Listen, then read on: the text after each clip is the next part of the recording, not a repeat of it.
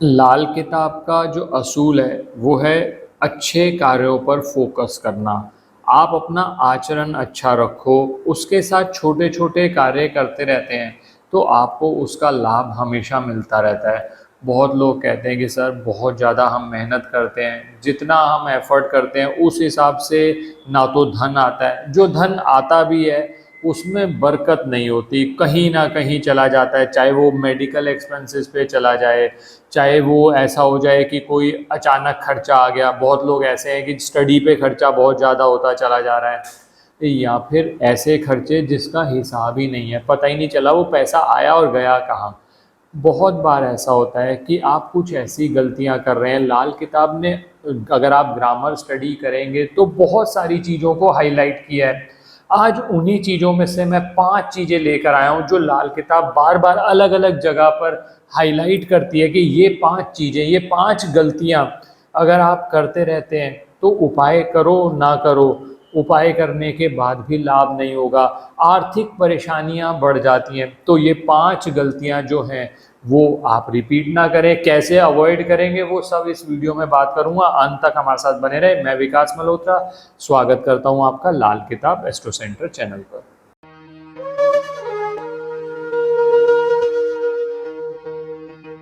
अब जो सबसे पहली गलती है, अन्न और नमक का कहीं ना कहीं अनादर होना। अन्न, जैसे अन्नपूर्णा, माँ अन्नपूर्णा का आशीर्वाद माना जाता है। अगर आपके घर में अन्न की बहुत ज़्यादा वेस्टेज होती है, अन्न ऐसा है कि कहीं ना कहीं आपने ज़्यादा बना दिया या ज़्यादा बनाने के बाद उसको फेंकना पड़ रहा है, उसको आपने इतना भी नहीं सोचा कि आज अगर किसी ने नहीं खाया तो साथ के साथ ही उसको कि गौ माता को खिला दें या कहीं और जाकर कुछ कर दें, आपने वो भी नहीं किया। तो उससे अन्न का जो नुकसान है, अन्न की जो वेस्टेज है, वो कहीं ना कहीं आपको धन के रूप में दिखाई देगी कि आपके धन में बरकत नहीं आ रही। और इसके साथ ही अन्न के साथ नमक की बहुत महत्वता है। लाल किताब नमक को जीवन का आधार कहती है। जो नमक है ना, और खासकर अगर आप सेंधा नमक प्रयोग करते हैं तो एक दो चीज़ों का ध्यान रखें। एक तो नमक को खुला मत रखो, दूसरा जो नमक का डब्बा होता है उसको साफ रखो, और तीसरी चीज़, कोशिश करो कि नमक को ना ख़त्म होने से पहले नया लाकर स्टोर कर लो। नमक अगर आपके घर में है, अन्न का अनादर नहीं होता, तो पहली गलती आपकी अवॉइड होनी शुरू होगी और अपने आप ही धन की आवक शुरू होगी। जो धन आएगा भी ना वो ठहरेगा भी। ये हो गई पहली गलती। दूसरी गलती जो बहुत लोग करते हैं वो है पूजा स्थान से संबंधित। बहुत लोगों ने, वैसे तो हर व्यक्ति छोटा सा या बड़ा मंदिर तो घर में रखता ही है, तो एक तो सबसे बड़ी बात यह है कि मंदिर आपने रखा हुआ है तो उसमें कहीं ऐसा तो नहीं कि मूर्तियों का रश आपने इकट्ठा कर दिया, इतनी मूर्तियां ला के रख दी, इतनी फोटोएं ला के रख दी कि क्लटर हो गया है। पहली चीज़ तो ये ध्यान रखिए। दूसरी बात, मूर्ति खंडित नहीं होनी चाहिए। तीसरी, मूर्तियों पर धूल जमी हुई है। चौथा, पूजा स्थान की कभी साफ सफाई का आपने ध्यान ही नहीं रखा, जाले लगे हुए हैं, पूजा स्थान आपने आए, आपने अगरबत्ती घुमाई चले गए, आपको कोई मतलब नहीं है कि वहाँ की सफाई करना जरूरी है।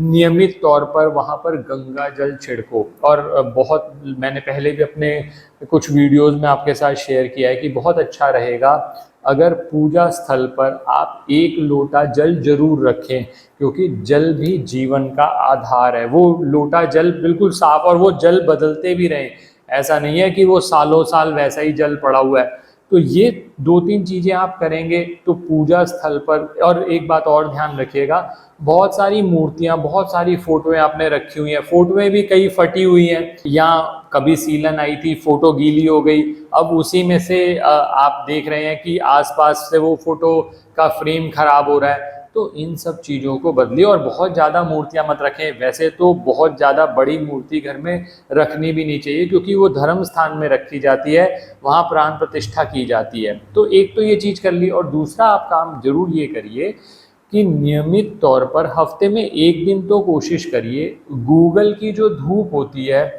वो पूजा स्थल में शाम के समय सूर्यास्त के बाद जरूर जलाया करो। इससे क्या होगा कि वहाँ का जो वातावरण में अगर कुछ नेगेटिविटी है भी तो वो खत्म होनी शुरू होगी। वो गूगल धूप आप चाहें तो पूरे घर में दे सकते हैं, वो सूर्यास्त के बाद काम किया जाता है। और कोशिश करो साफ सफाई पूजा स्थल की रखो, तो धन की बरकत आपकी बनी रहेगी, आपकी आर्थिक परेशानियों से आप बचे रहेंगे।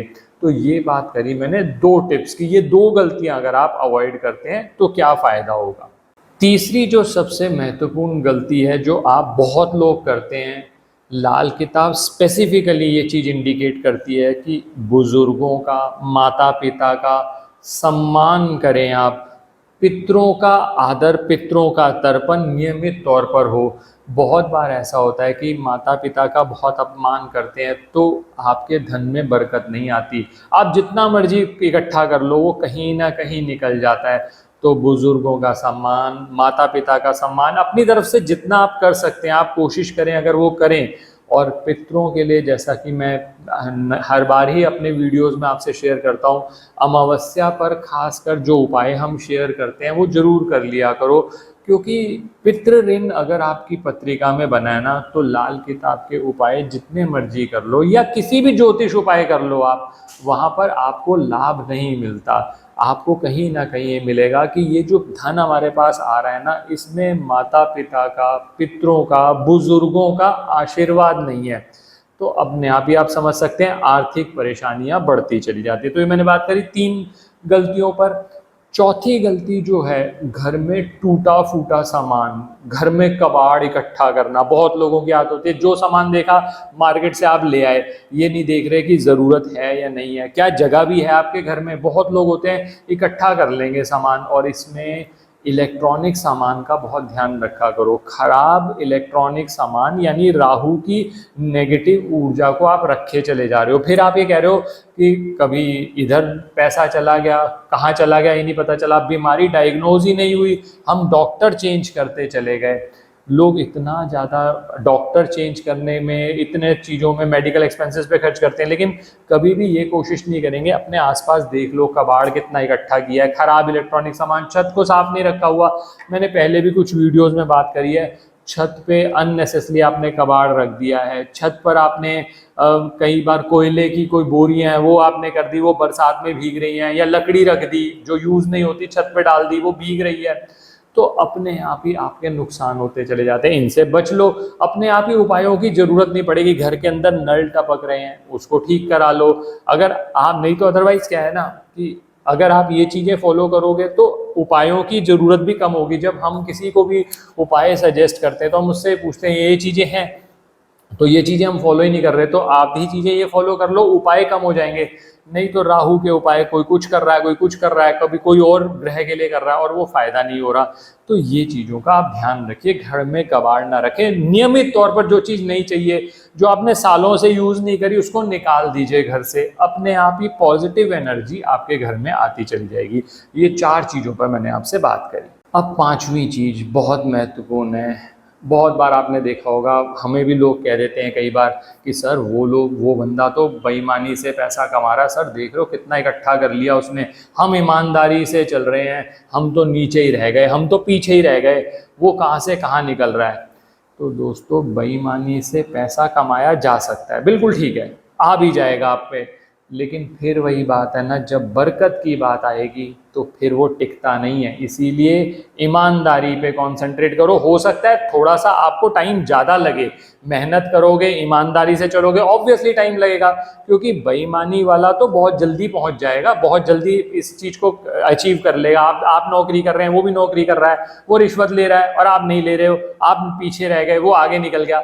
लेकिन अल्टीमेटली लाइफ में ना, जो बहुत ज़्यादा आगे निकल जाता है गलत कार्यों से, कभी कभी जब ब्रेक लगती है ना भगवान की तरफ से, तो बहुत ज़्यादा पीछे गिर जाता है। तो एक तो ये चीज़ कि बेईमानी से, ईमानदारी से मेहनत करो, वो सही रहेगा आपके लिए, बरकत बनी रहेगी। और इसके साथ ही ना थोड़ा सा दान पुण्य अपनी सामर्थ्य के अनुसार। इसीलिए मैं कोई भी चीज़, कभी भी आपने देखा होगा रेमेडीज में, मैं ये नहीं कहता कि 1000 रुपए की करनी है, आप 100 रुपए की कर लो।